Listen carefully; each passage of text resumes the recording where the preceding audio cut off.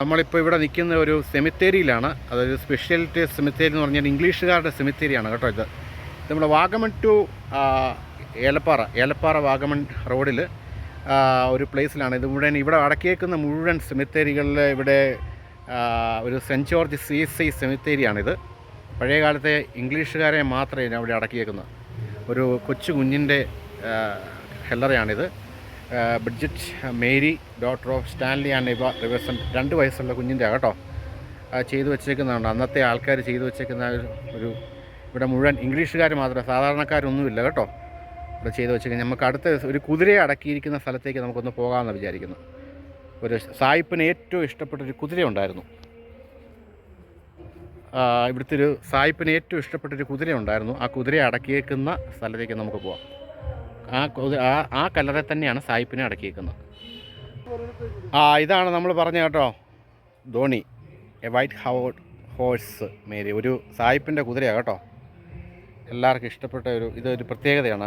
കുതിര അടക്കിയേക്കുന്ന പ്ലേസാണ് കേട്ടോ. പുള്ളിക്ക് ഏറ്റവും ഇഷ്ടപ്പെട്ട പുള്ളിയുടെ വൈറ്റ് ഹോഴ്സ്, വെള്ള കുതിരയാണ് അടക്കിയേക്കുന്നത്. പിന്നെ അതിന് ചേർന്ന് വേറൊരു സെമിത്തേരി കൂടി ഉണ്ട്. അത് നമുക്ക് നോക്കാം. അതാരുടെയാണ് നോക്കേ.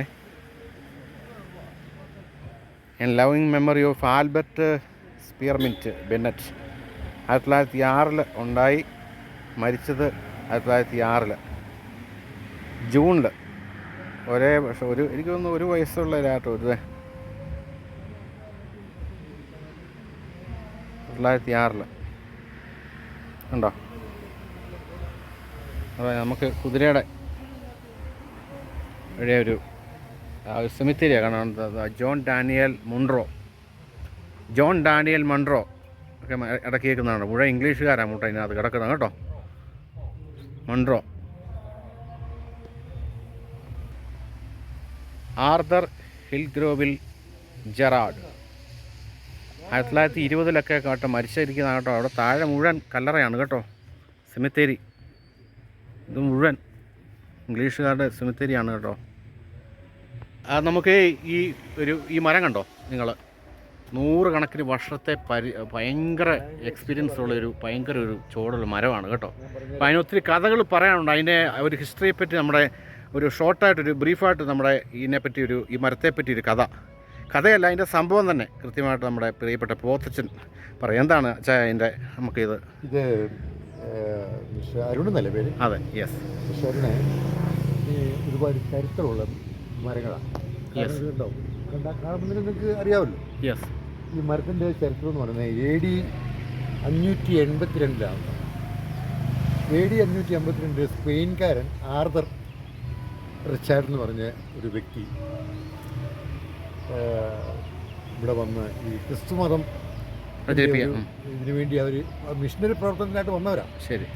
അപ്പം അദ്ദേഹം അന്ന് കപ്പലിൽ വന്ന് കണ്ടുപിടിച്ചൊരു ഏരിയയാണിത്. ഇത് വന്നപ്പം ഈ സ്ഥലം ഇഷ്ടപ്പെട്ട അദ്ദേഹം ഇവിടെ വാസം ഉറപ്പിക്കുക. അതിനുശേഷം പുള്ളി സ്പെയിനിൽ ചെന്ന് കഴിഞ്ഞപ്പോൾ അവിടെ വളർന്നുകൊണ്ടിരുന്നതായ ഈ മരങ്ങളാണ് കൂടുതൽ ഈ പൈൻ മരങ്ങളൊക്കെ. യെസ്. അപ്പോൾ അതിൽ നിന്ന് പുള്ളി പോയപ്പോഴേ മനസ്സിലായി ഇവിടുത്തെ മണ്ണ് ഇങ്ങനെയുള്ള വൃക്ഷങ്ങൾക്കൊക്കെ പറ്റിയ മണ്ണാണെന്ന് മനസ്സിലായി. അവിടുന്ന് അദ്ദേഹം കുറച്ച് പൈൻ മരങ്ങളുടെ തൈകൾ ഇവിടെ കൊണ്ടുവന്ന് അദ്ദേഹം സ്ഥിരമായിട്ട് താമസിച്ച സ്ഥലം ഇതാണ്. ഇതോടൊപ്പം ഇദ്ദേഹം ഇവിടെ ഈ ഏലം നല്ലൊരു സ്മെല്ലുണ്ട് കേട്ടോ ഈ സ്ഥലത്തിൽ അല്ലേ. ഒരു മണം, സ്പാനിഷ് സ്മെല്ലാണ്, സ്പാനിഷ് മസാല എന്നൊക്കെ കിട്ടും. Yes yes. അപ്പോൾ ഈ വാഗമൺ അങ്ങനെയുള്ള ഭൂപ്രദേശമൊക്കെ പുള്ളിയുടെ അണ്ടറിലായിരുന്നു. പുള്ളി അവിടെ എസ്റ്റേറ്റും ഒക്കെ നടത്തി. അത് തേയിലക്കാടുകളായിരുന്നു. അങ്ങനെ അതിൻ്റെ ഒരു കൊച്ചു രാജാവായിരുന്നു. അദ്ദേഹം കൊണ്ട് സ്ഥാപിച്ച ഒരു മരമാണിത്. ഇന്നേക്ക് 1600ഓളം 1400 സിസ്റ്റം പഴക്കവും. എത്ര വർഷത്തെ കഥകൾ പറയാനുള്ള മരമായിരിക്കും. എത്രയോ മനുഷ്യരുടെ കഥകൾ പറയാറുണ്ട്. അതെ, ഈ മരത്തിൻ്റെ മണ്ണം തന്നെ. അതിൻ്റെ ഒരു പൊത്ത്, ഈ പൊത്തിനകത്ത് പണ്ട് ആൾക്കാർ വളരെയധികം വന്ന് കാണിക്കുകയൊക്കെ ചെയ്യുമായിരുന്നു ഈ നേർച്ചയൊക്കെ. ഇവിടെ ആ സായിപ്പിന്റെ കുതിരയെ ഇവിടെ ഇറക്കിയിരിക്കുന്നു. നമ്മളിപ്പോൾ ഓൾറെഡി മനസ്സിലായി. ആ സായിപ്പിന്റെ ഒരു വെളുത്ത കുതിരയായിരുന്നു. അത്രയ്ക്കും പുള്ളിയുടെ ഇതായ ഒരു സ്ഥലമാണ്. ജീവനാണ് ഈ സ്ഥലം. ഇത് നമ്മളെ ഗവൺമെന്റ് അത്യാവശ്യം വേണ്ട രീതിയിൽ പരിപാലിക്കുന്നതുകൊണ്ട് ഇന്നും ഇത് നിലനിൽക്കുന്നു. അതിന് ഗവൺമെന്റിനോട് പ്രത്യേകിച്ച് നന്ദി പറയാനുണ്ട്.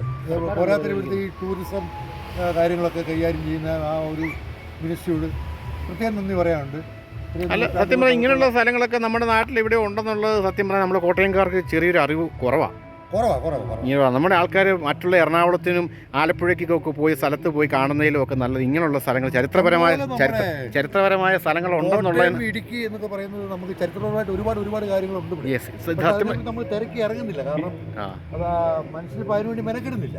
ഇടുക്കി ഗോൾഡ് എന്നൊക്കെ പറഞ്ഞാൽ ഇതാണ് നമ്മൾ വളരെ ഇടുക്കിയോട്ടാ പറഞ്ഞത്. ഇടുക്കി കോട്ടയം പ്രദേശങ്ങളിലേക്ക് വരണം. കോട്ടയത്തിൻ്റെ മലയോര മേഖലകൾ, കിഴക്കൻ പ്രദേശങ്ങളൊക്കെ ഇവിടെ ഒരു പ്രത്യേക സിറ്റുവേഷൻ കേട്ടോ. മുഴുവൻ കല്ലറയും അത് വളരെ ഒരു അല്ലേ, ഇംഗ്ലീഷുകാരുടെ കല്ലറ മാത്രമേ ഉള്ളൂ കേട്ടോ. അതൊരു വലിയ സ്പെഷ്യാലിറ്റി കേട്ടോ. ചർച്ചിനുമുണ്ട് വലിയൊരു ചരിത്രം. കാരണം ബ്രിട്ടീഷുകാർ ഈ സ്പെയിൻകാരുടെ കയ്യിൽ നിന്നൊക്കെ ഈ നമ്മുടെ രാജ്യം പോർച്ചുഗലുകാരുടെ നിന്നൊക്കെ ബ്രിട്ടീഷുകാർ കൈവശപ്പെടുത്തി കഴിഞ്ഞു. CNI, അതായത് ചർച്ച് മിഷൻ, CMS, CNI വേറെ നമ്മുടെ north Indian, CMS church mission society അവർ ഒരു ചർച്ചാക്കി മാറ്റിയിരുന്നു.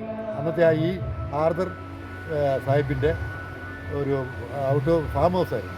അതൊരു ചർച്ചാക്കി. പിന്നെ വളരെ പുരാതനമായൊരു ചർച്ചാണ്. വിശ്വാസികളൊക്കെ നല്ല അന്നക്കാലത്ത് നമ്മുടെ കേരളത്തിലുണ്ടായിരുന്ന ക്രിസ്തുമതത്തിൽ വിശ്വസിച്ച ആൾക്കാർ അന്നത്തെ അവർക്ക് വേണ്ടി പ്രത്യേക ഒരു ശ്മശാനം ബ്രിട്ടീഷുകാർ താഴെ കാണുന്നു. ഇതിനപ്പുറം കണ്ടത് ഞാൻ കണ്ടു. അതിൻ്റെ നിലവാരവും കണ്ടല്ലോ.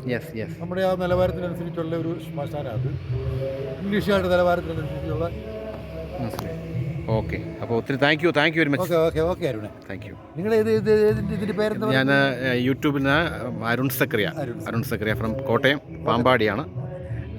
എൻ്റെ page Zack Evans. Thank you very much. Thank you. ഇത് നമ്മുടെ അവിടെ കാണുന്ന ഒരു ചെടിയല്ല കേട്ടോ, ഒരു കായ. ഇത് കിടക്കുന്ന കാണുമ്പോൾ എന്ത് രസമുണ്ട് കാണാനായിട്ട്. അതെ, പറിക്കും, ഇങ്ങനെ വറുത്തിട്ട് ഇമ്മ എറിയും. സ്കൂളിലൊക്കെ പഠിക്കുന്ന